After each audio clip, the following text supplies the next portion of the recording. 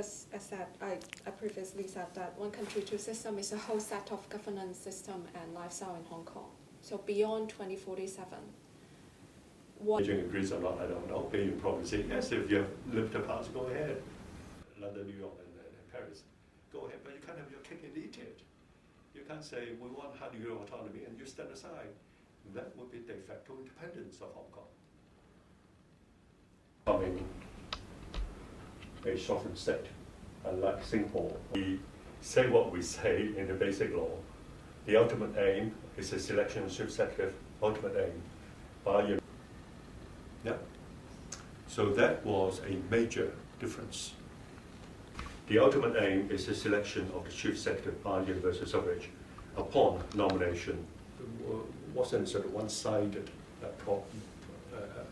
proclamation, grounded factually. Now, Hong Kong people wanted universal suffrage.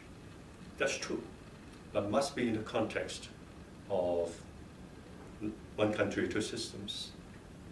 Must take into account the powers of central. Bags of black paint onto the national emblem outside. Well representing people's views. So Okay.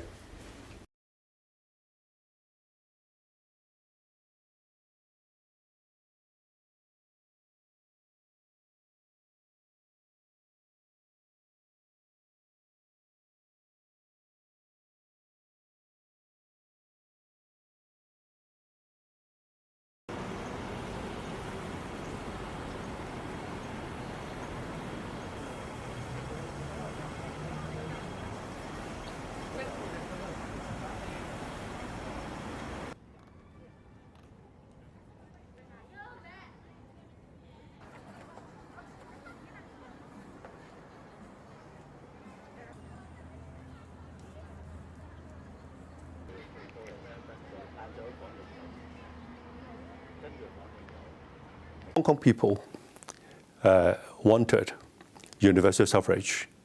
That's true, but must be in the context of one country, two systems. Must take into account the powers of the central authorities. Must not confuse Hong Kong's democratic process with, let's say, Singapore's, because we are not a sovereign state. Now, these were better understood in those days than in recent years, before we became misled by people like Benny Tai, by the occupiers in Central, and by people like Jimmy Lai, who basically wanted to cast aside the central authorities and Paris. Go ahead, but you can't have your cake and eat it. You can't say, we want 100-year autonomy, and you stand aside. That would be de facto independence of Hong Kong. Hong Kong cannot decide on its own, because we are not a sovereign state. We did not become a sovereign state at the end of British rule. Instead, we were returned to China. We don't need to do anything. And please do not create another mill around Hong Kong's neck by trying to stick 2047 on Hong Kong's calendar. But how should we deal with this article? Ignore it for the purpose of 2047.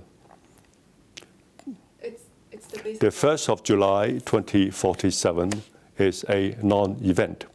Authorities in Beijing have said it. You were asking the question whether it was an overkill. Yeah. And I'm telling you why it isn't an overkill. Look at how complicated the situation in 2019 was. On the face of things, we saw young people throwing firebombs at police stations. In the United States, in many other Western countries, they will be fired upon, agreed? And you see rioters inside Let's Go chamber.